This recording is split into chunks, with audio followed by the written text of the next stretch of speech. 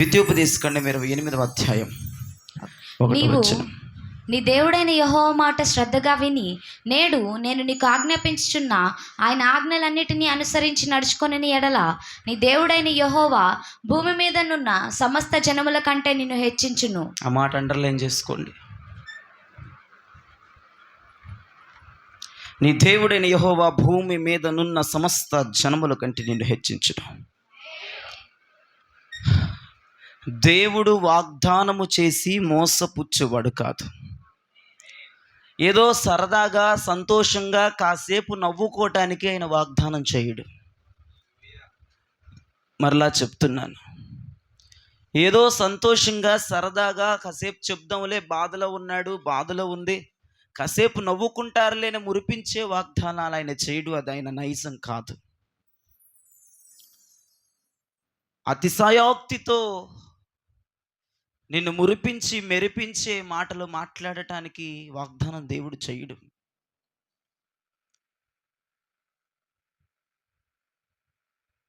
ఆయనకు మోసం చేసే మనసు లేదు.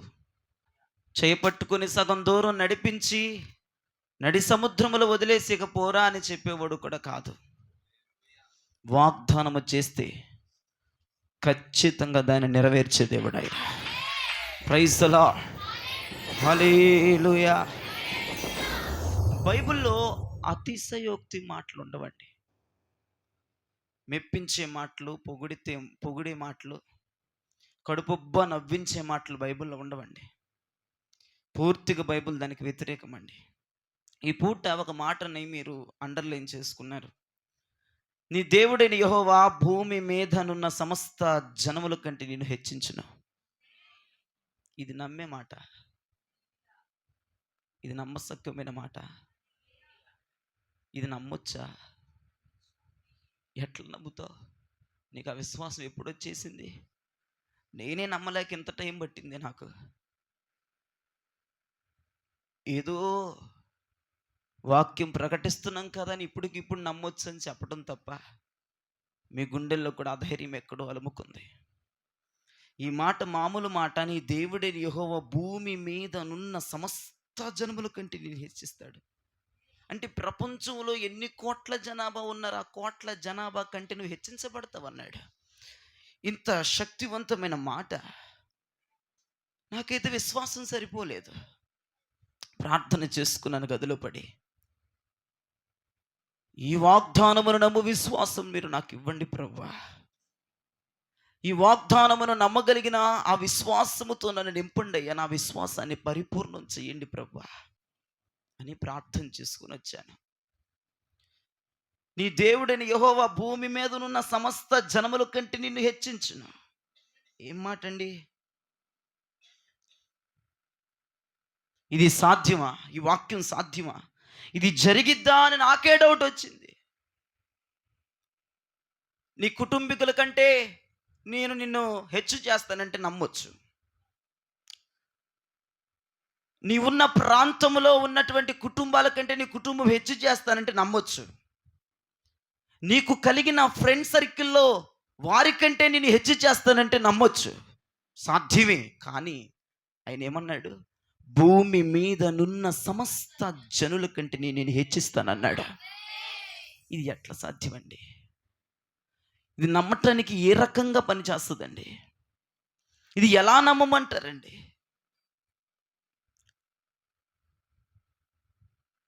ఎప్పుడైనా సరే గుండెల మీద వేసుకొని చెప్పాలి. దేవుని మాటలు మనం మాట్లాడేటప్పుడు నోట్లోంచి బయటకు వచ్చినప్పుడు ఏదో అంటారు అని కాదు చెప్పేది.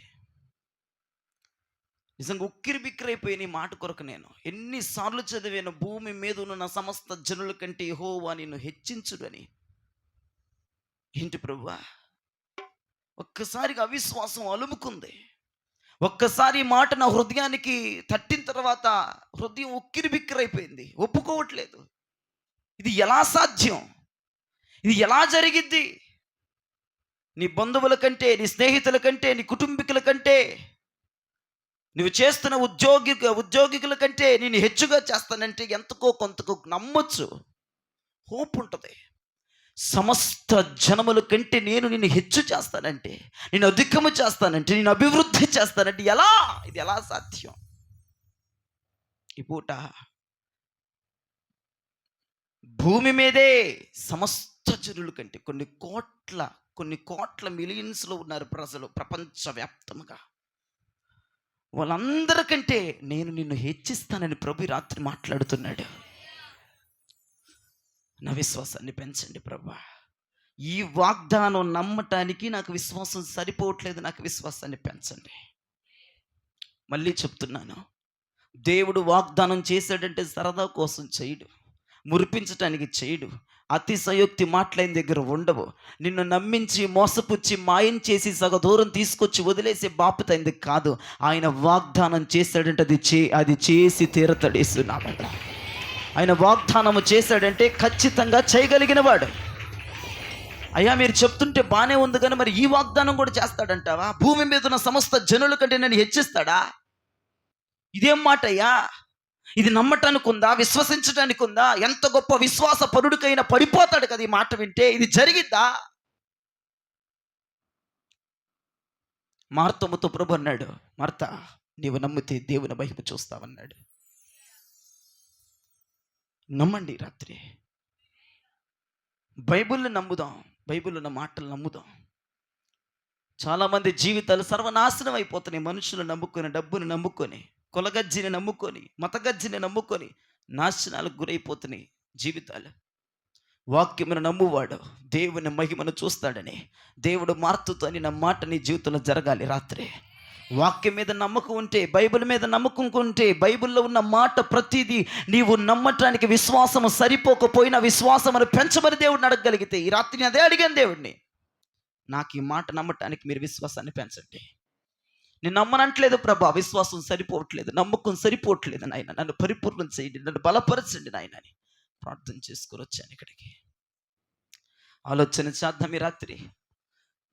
యెహోవా అంటున్నాడు, భూమి మీద ఉన్న సమస్త జనుల కంటే నేను నిన్ను గొప్ప చేస్తాను, హెచ్చు చేస్తాను, దీవిస్తాను, ఆశీర్వదిస్తాను. ఎంత గొప్ప మాట అండి అసలు. దేవుడు ఒక మాట అంటే దానిని స్థాపించగలిగిన దేవుడు. ఒక మాట ఇస్తే రోషం కలిగి ఉంటాడండి, ఆ మాట పట్లైనా రోషం కలిగి ఉంటాడండి. అటువంటి సర్వాధికారిని మనం నమ్ముకున్నాం, అటువంటి దేవుడిని మనం కలిగి ఉన్నాం. దేవునికి స్తోత్రం. హల్లెలూయా, హల్లెలూయా. ఏ వాగ్దానం అండి? భూమి మీద ఉన్న సమస్త జనుల కంటే నేను హెచ్చిస్తాను. హలో, నీ కుటుంబంలో ఎంతమంది ఉన్నారో నాకు తెలియదు. నీ కుటుంబంలో 4 5 వారిలో వారందరికంటే నేను హెచ్చిస్తాను. ఓకే ప్రభా స్తోత్రం అనుకోవచ్చు. మీ ఫ్యామిలీ మెంబర్స్, మీ రక్త సంబంధంలో ఎంతమంది ఉన్నారో మాకు తెలియదు, వాళ్ళందరికంటే నీ కుటుంబమే హైప్గా ఉంటుంది, తోపుగా ఉంటుంది అంటే ఓకే ప్రభా స్తోత్రం నమ్ముతున్నాను అనొచ్చు. నువ్వెక్కడ ఉద్యోగం చేస్తున్నావు, నీ ఫ్రెండ్ సర్కిల్ ఎంతమంది, ఒక 50 మంది ఉన్నారు, వారికంటే నేను హెచ్చుగా చేస్తానంటే ఓకే నీకు స్తోత్రం అయ్యా అనొచ్చు. ఇది ఏమంటానికి సరిపోవట్లేదు. భూమి మీద, యావత్తు భూమి మీద ప్రపంచంలో జనముల కంటే నేను హెచ్చిస్తానని ఇంత గొప్పగా దేవుడు మాట్లాడుతున్నాడు కదా. బైబిల్లో కొన్ని మాటలు నమ్మి కొన్ని మాటలు నమ్మని వాళ్ళు ఉంటారు. ఆయన ప్రియుడు, మనం ప్రియురాలంటే నమ్మావు.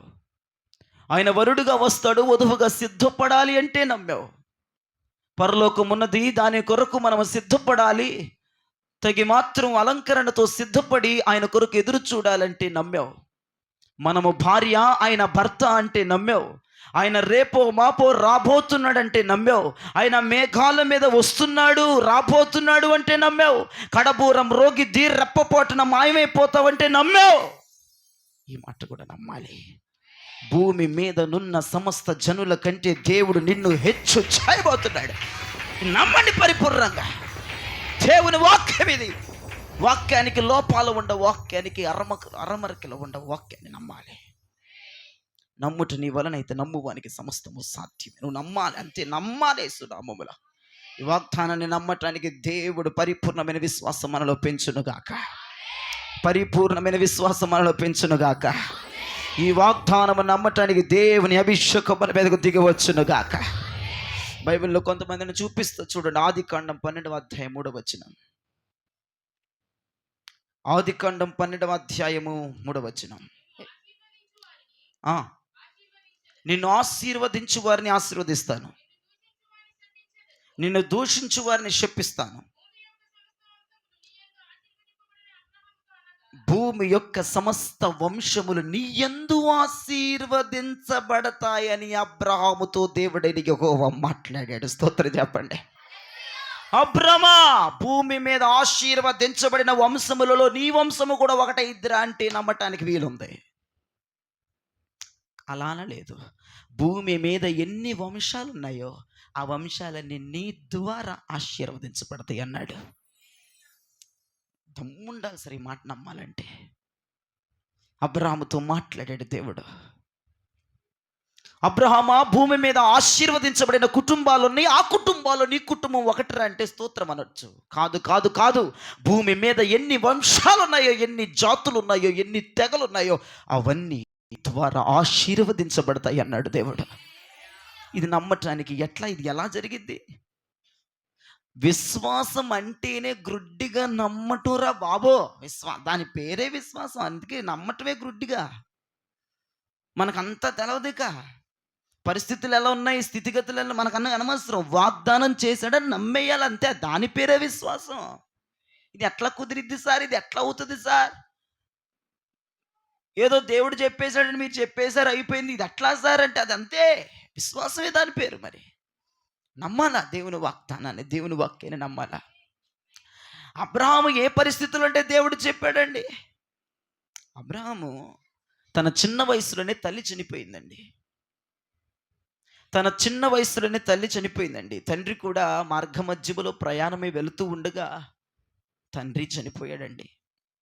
తల్లిదండ్రులను కోల్పోయి ఒంటరి వాడైపోయి ప్రయాణం చేస్తూ ఉన్న పరిస్థితులు అవి.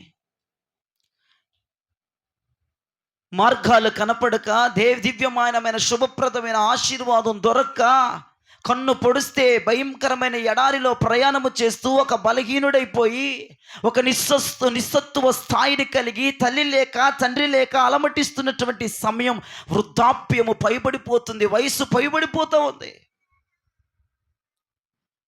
పైబడిపోతుందండి. తన జీవితంలో కన్ను పొడిచిన ఆశీర్వాదం లేదు, కన్ను పొడిచిన ఒక దీవెన వచనాలు లేవు. తల్లిదండ్రులు చనిపోయి మూడైపోయి తనకు శారమ్మకు అబ్రాహాము వయసు చూస్తే పైబడిపోతూ ఉంది, వృద్ధాప్యములకు వెళ్ళిపోతూ ఉన్నారు. అప్పుడు దేవుడి మాట మాట్లాడాడు, ఏమని? నీ యందు భూమి మీద ఉన్న సమస్త వంశములు ఆశీర్వదించబడతాయి నీ ద్వారా. భూమి మీద ఎన్ని ఫ్యామిలీలు ఉన్నాయో, ఎన్ని కోట్ల ఫ్యామిలీలు ఉన్నాయో, ఆ ఫ్యామిలీలు ఎలా ఆశీర్వదించబడ్డాయంటే అందరు నీ పేరే చెప్తారు అబ్రహాం అన్నాడు దేవుడు. ఎప్పుడు ఆయన మాట్లాడింది? ఎప్పుడు? అబ్రహాముతో నిస్సహాయ స్థితిలో ఉన్నప్పుడు, నిస్సహాయ స్థితి అలుముకున్నప్పుడు, వయసు మీద పడిపోతున్నప్పుడు, వృద్ధాప్యములోనికి వెళ్ళిపోతున్నప్పుడు, తల్లిదండ్రులను కోల్పోయి నిస్సత్తువును కలిగి ఉన్నప్పుడు దేవుడైన యెహోవా అబ్రహాముతో మాట మాట్లాడాడు.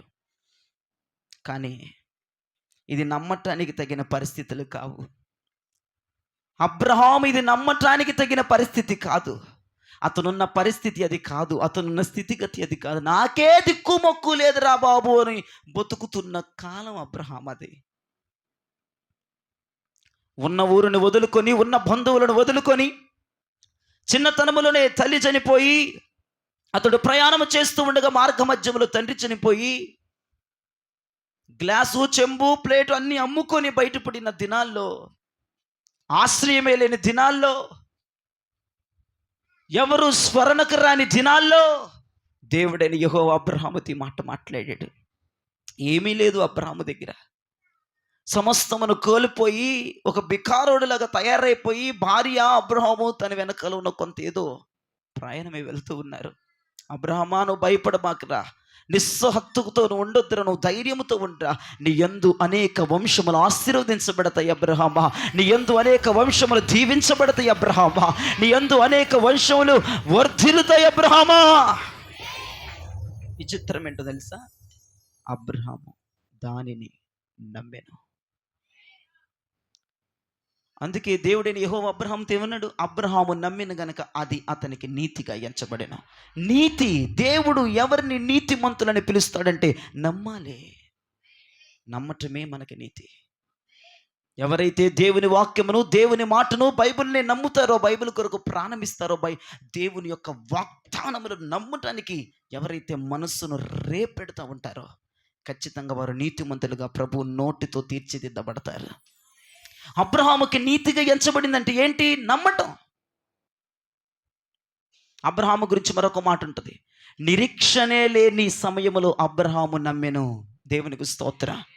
వృద్ధాప్యములో దేవుడు పిల్లల్ని ఇస్తాడంటే అబ్రహాము నమ్మాడు. నిరీక్షణ లేదు, హోపు లేదు, ఆశ లేవు, వృద్ధాప్యములు ఉన్నారు. శారమ గర్భాశయము ఉడికిపోయింది. దానికంటే ఇది పెద్ద ఆశీర్వాదం కాదా? దానికంటే ఇది సంక్లిష్టమైన వార్త కాదా? భూమి మీద ఉన్న సమస్త వంశములు నా ద్వారా దీవించబడటం ఏంటి? భూమి మీద ఉన్న సమస్త వంశములు నా ద్వారా అభివృద్ధి పొందటం ఏంటి? నా ద్వారా దీవించబడటం ఏంటి? ఆశీర్వదించబడటం ఏంటి? ఇది ఎలా సాధ్యం అనలేదు అబ్రహాము. అబ్రహాము దేవుని మాటను నమ్మిను, అది అతనికి నీతిగా ఎంచబడిన వాక్యం సెలవిస్తుంది. దేవునికి స్తోత్రం కలుగునగాక. హల్లెలూయా. గిద్యోను వద్దకు వెళ్ళి దేవుడని యెహోవా, గిద్యోనా ఎందుకు నువ్వు భయపడుతున్నావు? వల్ల పరాక్రమము కలిగిన బలాఢ్యుడా అన్నాడు. గిద్యోను అన్నాడు, అయ్యా నేనే పరాక్రమము కలిగిన బలాఢ్యుడైతే నీవే నాకు తోడుగా ఉంటే నాకు ఈ తిప్పలు ఎందుకయ్యా, నాకు ఈ బాధలు ఎందుకయ్యా, నాకు ఈ శ్రమలు ఎందుకయ్యా, నాకు ఈ నిట్టూర్పు ఎందుకయ్యా?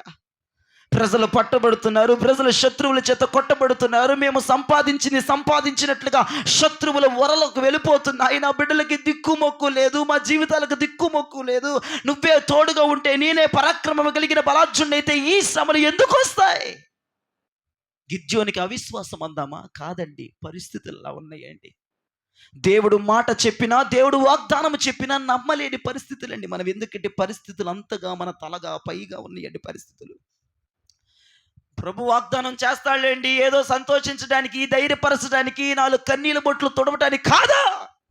వాగ్దానం చేస్తే ఆయన చేసి తీరుతాడంతే. ఎవరైనా ఈ రాత్రి నా ఎదురు కూర్చొని దైవ వాక్యమును వింటూ ఏదో బాధలో బలపరుస్తాడులేండి, ఏదో చర్చికి వెళ్తే 4 మాటలు చెప్పి మురిపించి నవ్విస్తారులేండి, ఏదో తల దువ్వి 4 అక్షంతల మాటలు వేస్తారులేండి, అది ఎవరైనా చేస్తారులేండి. కాదు, నా దేవుడు రోషము కలిగిన దేవుడు. ఆయన నీకేదైనా మాట చెప్తే అది నెరవేర్చడానికి రోషముతో లేచి నిలబడగలిగిన దేవుడు. కొట్టగట్టిగా చప్పట్లు. పరిశుద్ధాత్మతో నింపబడి కొట్టు, ఆత్మ చేత రేపబడి కొట్టు, ఆత్మావేశముతో నింపబడుతూ కొట్టు. హల్లెలూయా, హల్లెలూయా, హల్లెలూయా.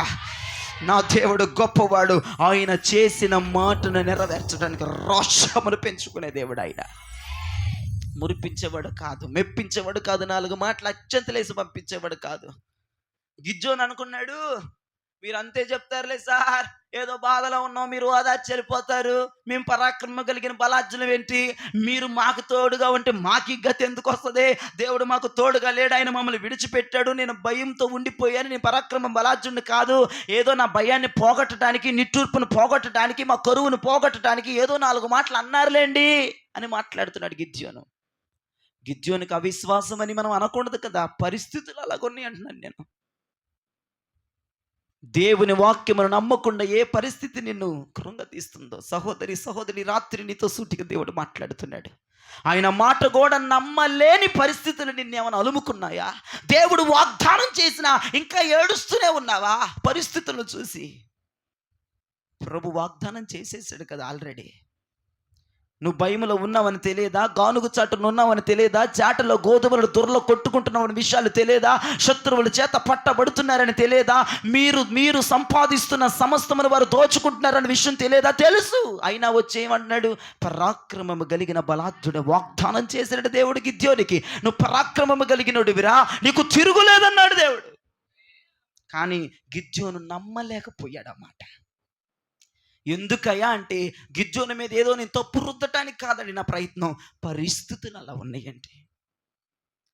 మీ జీవితాల్లో దేవుని వాక్యం రిలీజ్ అయినా, దేవుని వాగ్దానం రిలీజ్ అయినా నమ్మలేని పరిస్థితులు అలుముకున్నాయేమో. సహోదరి రాత్రి దేవునితో సూటిగా మాట్లాడుతున్నాడు. దేవుని వాక్యాన్ని నమ్ముదామంతే. ఏ పరిస్థితుల్లో ఉన్నా, ఏ స్థితిగతుల్లో ఉన్న దేవుడు వాగ్దానం చేశాడో నమ్ముదాం. అదే మనకి నీతి, అదే మనకి నీతి, అదే మనకి నీతి. నమ్ముదాం దేవుని మాటనే. గిద్యోను నమ్మించడానికి దేవుడికి కొంచెం సమయం పట్టింది. నమ్మాడు. గిద్యోను ప్రాక్టికల్గా దేవుడు బయటికి తీసుకొచ్చి యుద్ధం చేయించాడు. అద్భుతమైన కార్యం దేవుడు చేశాడు. ఆయన మాట ఇస్తే దాన్ని నెరవేర్చడానికి రోషాన్ని రేపుకునే దేవుడు నీ దేవుడు. కాదనండి. దేవుడు ఏదన్నా మురిపించే మాటలు ఏమైనా చెప్తాడా? మురిపించే మాటలు చెప్తాడా? ఆయన చెప్పడు కదా. నిన్నేదో సంతోషపెట్టే మాటలు చెప్తాడా? చెప్పడు కదా. నిన్నేదో అప్పటికప్పుడు ఆ దుఃఖంలోంచి బయటికి తీసుకురావద్దని 2 మాటలు అట్లా వదులుతాడా? వదలడు కదా. ఏదో ఊరకనే పరామర్శించి వెళ్ళిపోదామని వస్తాడా? రాడు కదా. వాగ్దానం చేస్తే నెరవేరుస్తాడు కదా. వాగ్దానాన్ని చేస్తే అది జరిగించేదాకా కొనకడు కదా. వాగ్దానము చేస్తే అది జరిగేదాకా నట్టింట నుంచి వదిలి వెళ్ళడు కదా. వాగ్దానము చేస్తే మనల్ని పట్టుకొని ఊగులాడుతూ ఉంటాడు కదా. ఆయన చెప్పిన మాట చేయటానికి ఆయన రోషము కలిగిన దేవుడు కదా. ఆయన రోషము నింపుకునేవాడు కదా.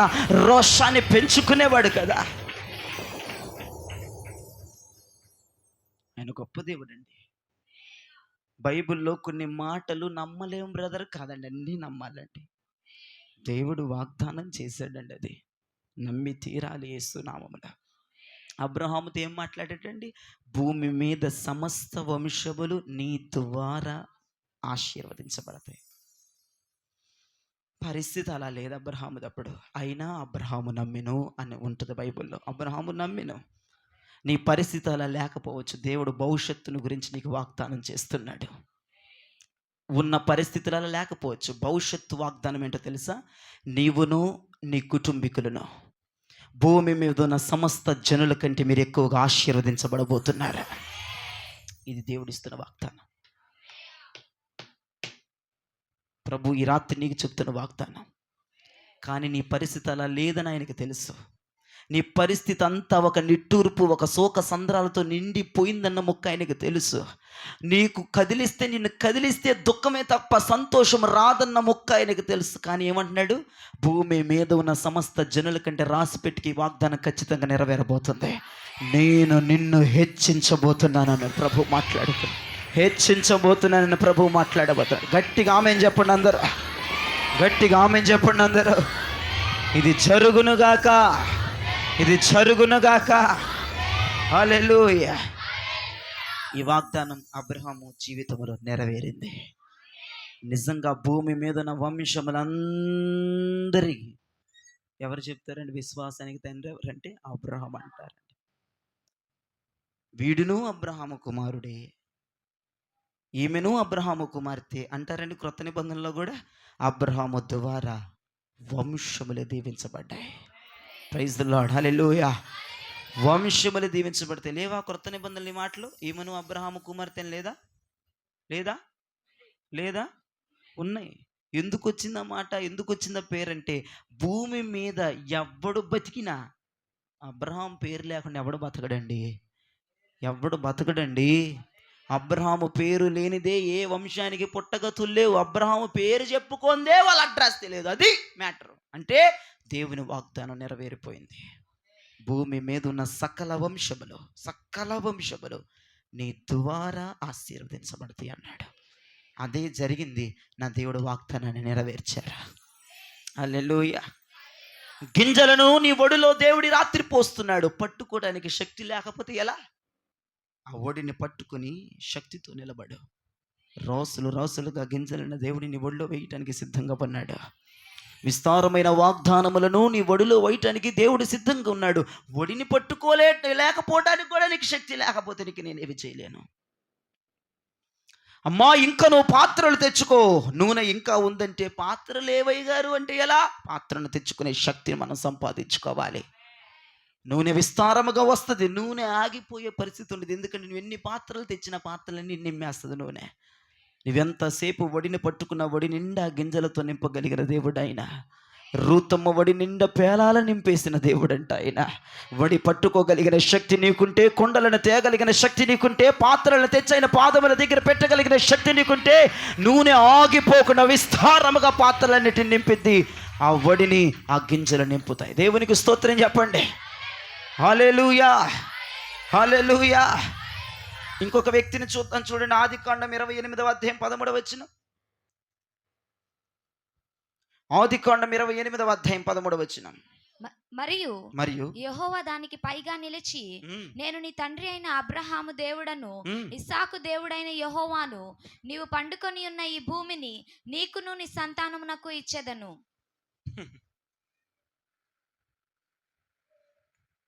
నమ్మటానికి ఏమన్నా ఉందా? నువ్వు పడుకున్నావే, ఈ భూమి అంతా నీకు ఇచ్చేస్తాను అన్నాడు. చిన్న ప్రార్థన చేశాడు. నా వైపు చూడండి, చిన్న ప్రార్థన చేశాడు. అడ్డగోలుగా ఆశీర్వాదాన్ని దొంగిలించేసి పారిపోతున్నోడికి దేవుడు ఏమని వాగ్దానం చేస్తున్నాడు? భూమంతా నీకు ఇచ్చేస్తానురా అన్నాడు. ఇదేం వాగ్దానం రా బాబు? ఏం ప్రార్థన చేసావా యాకోబా? నువ్వేం ప్రార్థన చేసావురా? ఇంత గొప్ప వాగ్దానం చేసేసాడు. ఇవ్వటం ఇవ్వలేని పక్కన పెట్టి ఈ వాగ్దానం ఏందిరా బాబు? నువ్వు పడుకున్న భూమి అంతా నీకు నీ సంతానానికి ఇచ్చేస్తా. భూమి ఏమైనా కొంచెం ఉంటుందా? పడుకునేది కొలతేసి ఇస్తానన్నాడా? ఈ భూమి అంతా నీకు ఇచ్చేస్తానన్నాడు ఆయన. నువ్వే భూమి మీద పడుకున్నావు, ఈ భూమి అంతా నీదే రేపటి రోజున అన్నాడా?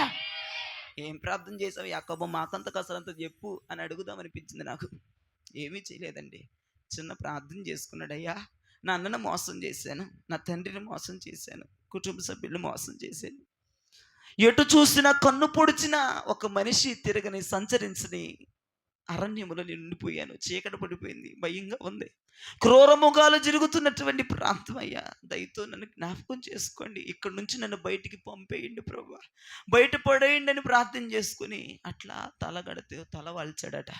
దేవుడైన యెహోవా అబ్రహాము యాకోబు యొక్క స్వప్నములోనికి దిగొచ్చేసాడు. దేవునికి స్తోత్రం కలుగున. ఒక నిచ్చెన వేసేసాడు. దేవునికి స్తోత్రం. తండ్రిని అన్నలని మోసం చేసి అడ్డగోలుగా ఆశీర్వాదాలు దొబ్బేసిన వాడికి ఏమండి దేవుడే డైరెక్ట్గా దిగొచ్చాడు. కలలో మంచి స్వప్నంగా అంటున్నాడు, మంచి కలగా అంటున్నాడు. ఎక్కడ? అరణ్యంలో నీకు ఎక్కడ నిద్ర పట్టిందిరా? 10 రూపాయలు అప్పుంటేనే పడుకోలేని బాపతులు మన బతుకులు. 10 రూపాయలు అప్పుంటేనే అమ్మో రేపు ఈ అబ్బాయి గట్టేయాలని ఈ రోజు అంతా నిద్రపోదు ఈ బుల్లి. అటువంటి పరిస్థితుల్లో, అటువంటి సిచ్యువేషన్లో మనం చస్తే, మనుషులే తిరగని లైటే లేని ప్రాంతంలో క్రూరమోగాలు తిరిగి ఎక్కడ చంపేస్తాయి, ఎక్కడ తొక్కిన గొంతు మీద కాలేసి చంపేస్తాయి అని భయంతో బిక్కుమంట నైట్ అంతా ఒక మూల కూర్చొని చూడలేదంటే హ్యాపీగా నిద్రపోయాడు. దేవునికి స్తోత్రం చెప్పండి. అట్టి ప్రార్థన చేస్తే, నీకు ప్రార్థన అనుభవం ఉంటే, నువ్వు ప్రార్థన చేయగలిగితే అంతకు మించిన నెమ్మది మన జీవితంలో ఇంకొకటి లేదు. దేవునికి స్తోత్రం చెప్పండి. హల్లెలూయా. అరణ్యములో కటిక చీకటిలో క్రూర మృగాలు తిరిగే ఏరియాలో, మనుషులే సంచరించిన ప్రాంతములో యాకోబు శాంతంగా పడుకున్నాడంటే ప్రార్థన. భయంతో కొంతమంది తల్లులకి నిద్రే పట్టట్లు, కొంతమంది చేయగారు నాకు నిద్ర పట్టాలని ప్రార్థన చేయండి అంటారు. నువ్వు చేసుకోమ్మా, చక్కని నిద్ర దేవుడు ఇస్తాడు, నెమ్మదినిస్తాడు దేవుడు. నిద్ర గురించి చెప్పట్లేదు నేను, నెమ్మదినిస్తాడు దేవుడు. హాయిగా నిద్రపోయే బాపతనిస్తాడు దేవుడు. ప్రార్థన ద్వారే సాధ్యమండి అది. అయితే మన సబ్జెక్ట్లోకి వద్దాం. దేవుడు అన్నాడు, యాకోబు నువ్వు పడుకున్న భూమి ఉందే, ఇదంతా నీకు నీ పిల్లలకి ఇస్తానన్నాడు. అయ్యా, బయట పడితే చాలనుకున్న బతుకున్నది. నన్న చేతిలో నేను చిక్కుకోకూడదు, నన్న చేతిలో చెక్కబడితే నేను చనిపోతాను, నన్ను వాడు నుండి కాపాడయ్యా, నేను చేసిన తప్పు నన్ను ఇక్కడి నుంచి బయట అయ్యా అని ప్రార్థన చేస్తే నువ్వేమన్నా ఎగతాళి చేస్తున్నావు నాతో? నేను చేసిన ప్రార్థన ఏంటి, నువ్వు ఇస్తున్న వాగ్దానం ఏంటి అని అనిపించిందేమో యాకోబు మనసులో. యాకోబు చేసిన ప్రార్థన ఏంటి? నన్ను ఈ సమస్యలో నుండి నువ్వు బయట అన్నాడు. దేవుడు ఏమనాలి? ఒరే యాకోబా, నువ్వు చేసిన ప్రార్థన నేను విన్నాను కనుక నేను నీ అన్న చేతిలో నిన్ను పడనివ్వకుండా నేను నిన్ను బయట వేస్తాను, బయటకు తీసుకొస్తానంటే అది బాగుంది. Okay father, thank you Jesus, hallelujah, స్తోత్రం అనొచ్చు. ఏమంటున్నాడు? చేసిన ప్రార్థన ఒకటి, చెప్పిన వాగ్దానం ఒకటి.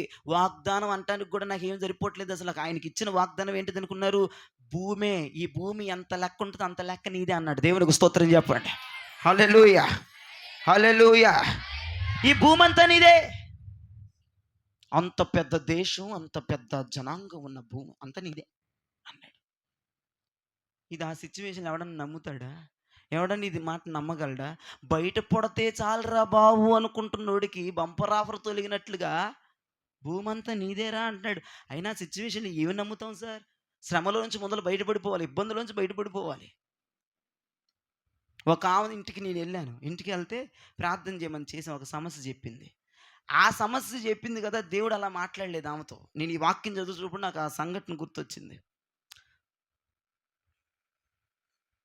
అయ్యా నేను 2 రోజులు ఈఎంఐ కట్టుకోవాలి, ప్రార్థన చేయండి అయ్యా, బండి లాక్కెళ్ళిపోతారు ఈఎంఐ కట్టకపోతే. 2 నెలలు కలిపి కట్టాలయ్యా, నాకు భయం వేసిపోతుంది అంది. ప్రార్థన చేస్తే యేసుప్రభు ఏం చెప్తున్నాడు, నువ్వు అప్పిచ్చేదవు అని అంటున్నాడు ఆమెతో. ఆమెకు అప్పు కావాలి యాక్చువల్గా. అప్పిస్తానా? ప్రార్థన అంతా అయిపోయినాక నేను కూర్చొని అన్నం తింటుంటే అడిగింది, అయ్యా నాకు డబ్బు దొరకాలని ప్రార్థన చెయ్యంది.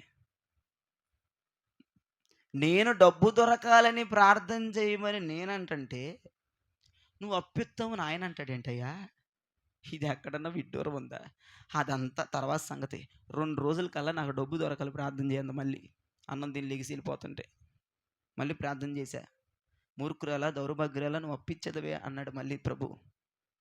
గిట్ట తెమలదని చెప్పేసి, ఏమో లయ్య గారు మీ ప్రార్థనలో పెట్టండి, ఏం అప్పిచ్చేటట్టు తగలడింది కానీ నా జీవితం. అప్పు కొరకు వెళ్తుంటే నా ముఖం చూసి సేదరించుకునే కొంపలు తప్ప నేను అప్పిచ్చే బాపతేమోలే కానీ అయ్యా అని సాటిస్ఫాక్షన్ లేదా ఆమెకి. ఆ పూట నేను వెళ్ళేందుకు కూడా మాట మీరు నమ్మరండి, మీరు నమ్మరు. 2 రోజుల్లో ఏమండి ఈఎంఐ కట్టుకోవాలి, 2 నెలలు ఈఎంఐ కట్టుకోవాలంటామా? 2 రోజుల్లో కట్టాలి. నేను ప్రార్థన చేసి దేవుడు ఆమెతో మాట్లాడిన మరుసటి రోజు ఆమె ఫోన్ నాకు వచ్చింది. ఇంకా డబ్బులు దొరకలేదు, ప్రార్థన చేయరా దౌర్భాగ్యుడు అని చెప్పిద్ది అనుకున్నాను. కాదట. పోస్ట్ ఆఫీసులో ఎన్నో నెలలుగా సంవత్సరాలుగా కట్టుకుందట. ఆ రోజు 2 లక్షలు వచ్చి పడిపోయినాయట. దేవునికి స్తోత్రం చెప్పండి. ఆ 2 లక్షలు వచ్చి పడిపోతే కొంపలో పెట్టుకుందట. ఎవరో ఒక ఆమె వచ్చి అమ్మ 2000 అప్పిమంటే 2000 అప్పిచ్చిందట. దేశప్రభు ఎంత గొప్పోడో పాస్టర్ గారు, నేను నిన్ను తిట్టుకున్నాను అందనన్నాము. చెప్పేసింది ఓపెన్గా. నేను నిన్ను తిట్టుకున్నాను, నేను చెప్పింది ఒకటేంటి, ఈడు చేసిన ప్రార్థన ఏంటి అనుకున్నాను. అయ్యా నన్ను క్షమించు, యేసుప్రభు మామూలుడు కాదయ్యా, నీతో దేవుడే మాట్లాడాడు, నువ్వు మాట్లాడలేదు ప్రభు, నాతో దేవుడే మాట్లాడాడు, క్షమాపణ కోరుకుంది ఫోన్లో. అది మాట ఇచ్చాడంటేనండి దానిని నెరవేర్చడానికి రోషం కలిగిన దేవుడు నా దేవుడు. ఏమన్నాడు యాకోబుతో, నువ్వు పడుకున్న భూమి అంతా నీదేరా అన్నాడు. యాక్చువల్గా బయట పడితే చాలు అనుకునే బాపతి యాకోబుది. ఇక్కడ నుంచి తప్పించబడితే చాలు, నాన్న చేతులకు వెళ్లకుండా ఉంటే చాలయ్యా, ఈ కట్టికి అరణ్యం నుంచి బయటపడితే చాలని, ఒక్క రాత్రి గడిస్తే చాలు అనుకునే బాపతికి వస్తే యేసుప్రభు ఏమన్నాడు, భూమంతా నీదేరా అన్నాడు. దేవునికి స్తోత్రం చెప్పండి. ఆ వాగ్దానాలు మనం నమ్మాలండి, బైబిల్ని నమ్మాలండి, పిచ్చెక్కిపోవాలండి. ఈ మాటలు చదువుతుంటే ప్రతీదీ నమ్మాలండి. దీనికి మించింది యావత్తు ప్రపంచంలో ఏదీ లేదండి. నేను చెప్తున్నా, దీని కొరకు ప్రాణం ఇచ్చేయడానికి కూడా వెనకాడకూడదు. చాలామంది బైబిల్ చదువుతారండి, బైబిల్ పట్టుకుని మందిరాలకు వస్తారండి, కానీ దీంట్లో మాటలు నమ్మరండి. కొన్ని మాటలు వాళ్ళకి నమ్మశక్యంగా ఉండవండి. నేను అదే చెప్తున్నా, నాకే లేదు, నేను ఆ మాట నమ్మటానికి నా విశ్వాసాన్ని పరిపూర్ణం చేయమని ప్రార్థన చేసుకుని వచ్చానని నేను నమ్ముతున్నానండి. భూమి మీద ఉన్న సమస్త కోట్ల జనముల కంటే దేవుడు మనల్ని హెచ్చించబోతున్నాడండి. నేను నమ్ముతున్నానండి. సర్వాధికారి కలిగిన దేవుడు పెట్టిన గ్రంథంలో మాట రాయబడి ఉంది. అవునన్నట్టుగా ఉన్నాయి ఆ మాటలని యేసునామములో జరుగునుగాక. అబ్రహాముతో ఏమన్నాడు, భూమి మీద ఉన్న వంశములన్నీ నీ ద్వారా ఆశీర్వదించబడతాయి అన్నాడు. అలానే జరిగింది. యాకోబుతో ఏమన్నాడు, ఈ భూమే నీకు ఇచ్చేస్తానురా అన్నాడు. దేవునికి స్తోత్రం చెప్పండి. హల్లెలూయా. ఒరే యాకోబా, ఈ భూమే నీకు ఇచ్చేస్తానురా అన్నాడు. ఎంత గొప్ప దేవుడు ఒకసారి మీరు జ్ఞాపకం చేసుకోండి.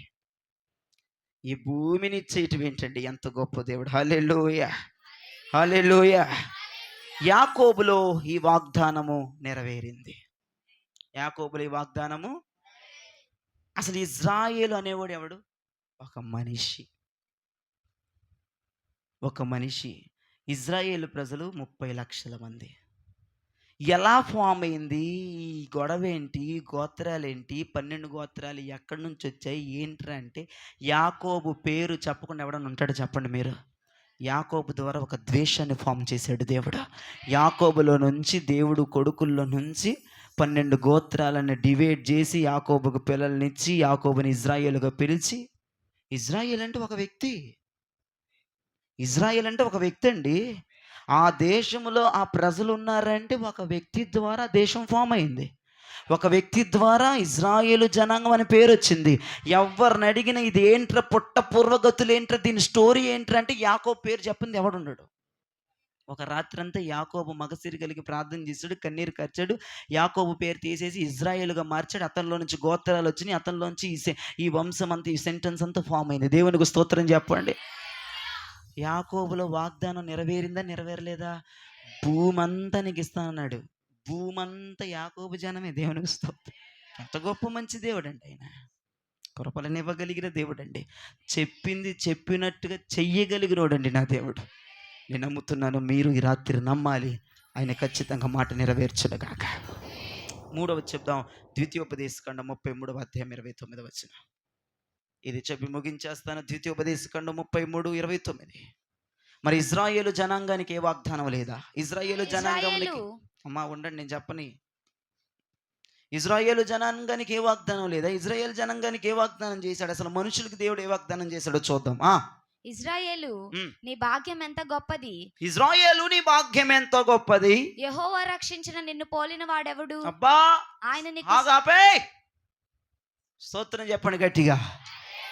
నిన్ను పోలిన వాడు ఎవడు? ఇజ్రాయేల్ నీకు సాటి ఎవడొస్తాడు రా అన్నాడు దేవుడు. ఈ ఇడ్చు కొడితే మన రాష్ట్రంలో ఒక జిల్లా అంత జనం ఉండరు. ఏమన్నాడు? నీకు సాటి ఎవడరా ఇజ్రాయేలు? జెరూషలేము దేశం ఎంత చిన్నదండి, అక్కడ జనాభా ఎంత తక్కువ ఉంటారండి. ఏమంటున్నాడండి ప్రభు? నీకు సాటి లేదురా అన్నాడు. ఇది నమ్మసక్యమా? ఇది నమ్మటానికి ఏమన్నా ఈలు పడుతుందా? ప్రపంచ దేశాల్లో ఆ దేశమే చిన్నది. తిప్పి కొడితే మన రాష్ట్రంలో ఒక జిల్లా జనం కూడా ఉంటారు. అటువంటి జనాంగం, అటువంటి దేశం, అటువంటి చిన్న దేశం, ప్రపంచ పటంలోనే గుర్తెరగని దేశానికి సాటి లేదు. పెద్ద పెద్ద మాటలు మళ్ళీ జరిగిందండి. దేవునికి స్తోత్రం కలుగునగాక. చిన్న దేశమే, ప్రపంచ పటంలో గుర్తించలేని దేశమే. ఈడ్చు కొడితే మన రాష్ట్రంలో ఒక జిల్లా అంతా జనం లేని దేశమే కాదన్ను, కానీ నీకు సాటి లేదు ఇజ్రాయేలు. నీ భాగ్యం ఎంత గొప్పదని దేవుడు వాగ్దానం చేశాడు కదా. మీరు నమ్మండి నమ్మకపోతే ప్రపంచవ్యాప్తంగా ఉన్న దేశాల 175 నోబెల్ ప్రైజులు పొందిందంట జెరూషలేము దేశం. దేవునికి స్తోత్రం కలుగునగా. నేను మాట్లాడి పాల ఉత్పత్తి, పూల ఉత్పత్తి ఎక్కడి నుంచిరా బాబు? ఏ దేశం నుంచిరా బాబు? ఎక్కడి నుంచి వచ్చేస్తున్నారంటే జెరూషలేము దేశాన్ని చెప్పందే ఎవడు ఉండడు. దేవునికి స్తోత్రం కలుగునగా. ఇంత మోతాదులో పాల ఉత్పత్తి మన దేశాలకి దిగుమతి అవుతుందంటే, పూల ఉత్పత్తి, అందమైన పూలు, సువాసన కలిగిన పూలు, మనసుకు ఆహ్లాదాన్ని కలిగించే పూలు, నాసికా రంధ్రములకు అనిపించేటువంటి పూలు ఏడ నుంచి ఉత్పత్తి అవుతున్నారంటే జెరూషలేం అని చెప్పుంది ఎవడు ఉండలేడు. దేవునికి స్తోత్రం. అన్ని విధాలుగా ఎన్ని టెక్నాలజీలన్నా కావచ్చు కాక, యుద్ధములోనైనా, నౌకలలోనైనా, కనిపెట్టేటువంటి స్టాంచనాలలోనైనా, యుద్ధములో గెలవటమైన ఏదైనా సరేనండి, పాల ఉత్పత్తి అయినా, పూల ఉత్పత్తి అయినా, నువ్వు ఏ టెక్నాలజీ తీసుకో, ఎన్ని టెక్నాలజీ నువ్వు తీసుకో, ఎక్కడిది నన్ను తీసుకు, ఇదంతా ఎక్కడి నుంచి ఉత్పత్తి అవుతుంది, ఎక్కడి నుంచి దిగుమతి అవుతుంది, ఎక్కడి నుంచి ఇదంతా ఫామ్ అవుతుందంటే జెరూషలేం. దేవునికి స్తోత్రం కలుగునగాక. అంత ఆశీర్వదించబడిందండి యెరూషలేము దేశం. దేవునికి స్తోత్రం. ఇప్పటికి కొన్ని కోట్ల మంది, కొన్ని లక్షల మంది ఇప్పటికి విజిట్ చేస్తున్నారండి దేశాన్ని. దేవునికి స్తోత్రం చెప్పరే. చిన్న దేశం, ప్రపంచ పటములో గుర్తించలేని దేశం అది జెరూషలేం. అది అసలు పాయింట్అవుట్ చేయడానికి కూడా లేదు అక్కడ. అసలు సీడే లేదా దేశానికి. జనాభా కూడా తిప్పి కొడతా, జిల్లా అంతా జనం కూడా ఉండని చెప్తున్నాను కదా. అటువంటి దేశానికి, అటువంటి ప్రజలకి దేవుడు నెంబర్ 1 వాగ్దానం చేశాడు. ఏమని? నీకు సాటి లేదు అన్నాడు. అంతే. నిజంగా ఎప్పటికీ సాటి లేని దేశంగా మిగిలిపోయింది. దేవునికి స్తోత్రం. మన భారతదేశం మీద నాకు ప్రేమ లేక కాదండి, మన భారతదేశం మీద నాకు విపరీతమైన ప్రేమ ఉంది, కాదంటలేదు. భారతదేశం గురించి ప్రార్థిస్తాం, భారతదేశం గురించి విపరీతమైన ప్రేమ ఉంది, మన నాయకుల కోసం ఉంది. అమ్మో, ఈ మాస్టర్ గారు ఏంటి యెరూషలేమును పొగిడేస్తున్నాడు, యెరూషలేము కంటే ఇంకో దిక్కు లేదనుకుంటే నాకు అదే ఇష్టమేమనుకోబా చెప్తున్నా. అంత చిన్న దేశానికి, అంత చిన్న జనాంగానికి దేవుడిచ్చిన వాగ్దానం ఈ రోజున ప్రపంచ దేశాలన్నిటికీ అక్కడి నుంచే సమస్తం వస్తుందంటే 175 నోబెల్ ప్రైజులు పొందుకుందంటే అసలు దేశాలన్నీ కూడా తలదించాల్సిందే జెరూసలేముకు. దేవునికి స్తోత్రం కలుగునగా. అలా మార్చేశాడని నేను ఏం చెప్తున్నానంటే వాగ్దానం చేస్తే దానిని నెరవేర్చడానికి రోషం కలిగిన దేవుడు అంట ఆయన. నీ పరిస్థితులు అలా లేకపోవచ్చు, నీ స్థితిగతులు అలా లేకపోవచ్చు, కానీ దేవుడు నీకు వాగ్దానం చేశాడా, దానిని జరిగించటానికి దేవుడు రోషము కలిగి ఉన్నాడు. దేవునికి స్తోత్ర. ఈ రోజున దేవుని వాగ్దానాన్ని నమ్మలేక నీ పరిస్థితులు నీ మీద ఎక్కువగా విజృంభిస్తున్నాయేమో, నీ మీద పడి ఒత్తిడి చేస్తున్నాయేమో. ఈ మాట నమ్మొద్దు అని చెప్తుందేమో నీ పరిస్థితి. నువ్వేం చెప్పాలి ఇప్పుడు నీ పరిస్థితులకి? నేను ఆ మాటే నమ్ముతాను. అమూల్యమైన వాగ్దానములు అత్యధికముగా ఉన్నవి, వాటిని మనము నమ్మిన ఎడల అనుభవించెదము. వాటిని మనము నమ్మిన ఎడల దేవుని మహిమను. ఓ హల్లెలూయా యెహోవా రాఫా, హల్లెలూయా యెహోవా షమ్మా, హల్లెలూయా యెహోవా ఈరే, హల్లెలూయా యెహోవా షాలోమ్. ఉత్సాహగానము చేసెదము, ఘనపరచెదము మన యేసయ్య నామమును. ఉత్సాహగానము చేసెదము, ఘనపరచెదము మన యేసయ్య నామమును. హల్లెలూయా యెహోవా రాఫా, హల్లెలూయా యెహోవా షమ్మా, హల్లెలూయా యెహోవా ఈరే, హల్లెలూయా యెహోవా షాలోమ్. హల్లెలూయా యెహోవా రాఫా, హల్లెలూయా యెహోవా షమ్మా, హల్లెలూయా యెహోవా ఈరే, హల్లెలూయా యెహోవా షాలోమ్. అమూల్యమైన వాగ్దానం చెప్పాలి, అత్యధికముగా ఉన్నవి. అమూల్యమైన వాగ్దానం మరొకసారి, అత్యధికముగా ఉన్నవి. అమూల్యమైన అత్యధికముగా ఉన్నవి, వాటిని మనము నమ్మిన ఎడల దేవుని మహిమను అనుభవించెదము. ఆ వాగ్దానములను నమ్మిన ఎడల దేవుని మహిమను అనుభవించెదము. నీకు ఇచ్చిన వాగ్దానాలు నమ్మిన ఎడల దేవుని మహిమను అనుభవించెదము. హల్లెలూయా యెహోవా రాఫా, హల్లెలూయా యెహోవా షమ్మా, హల్లెలూయా యెహోవా ఈరే, హల్లెలూయా యెహోవా షాలోమ్. హల్లెలూయా యెహోవా రాఫా, హల్లెలూయా యెహోవా షమ్మా, హల్లెలూయా యెహోవా ఈరే, హల్లెలూయా యెహోవా షాలోమ్.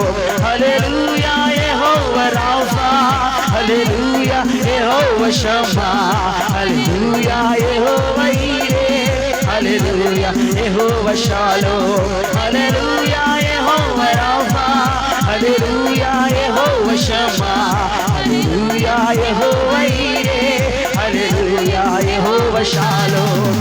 హల్లెలూయా చెప్దాం. ఖచ్చితంగా దేవుని జీవితంలో చేసిన వాగ్దానాలు నెరవేరుస్తాయి. ఆయన దానికి రోషము కలిగి ఉన్న దేవుడు ఆయన. ఖచ్చితంగా నమ్మండి. ఆ మాటలు నమ్మడానికి విశ్వాసాన్ని పెంచుకోండి. ఆ మాటలు నమ్మడానికి విశ్వాసాన్ని పెంచుకోండి. ఖచ్చితంగా దేవుని యొక్క వాగ్దానాలు నమ్మడానికి ఈ విశ్వాసం పరిపూర్ణమగునుగాక. హల్లెలూయా యెహోవా రాఫా, హల్లెలూయా యెహోవా షమ్మా, హల్లెలూయా యెహోవా ఈరే, హల్లెలూయా యెహోవా షాలోమ్. మోకరించండి, త్వరపడి ప్రార్థన చేద్దాం.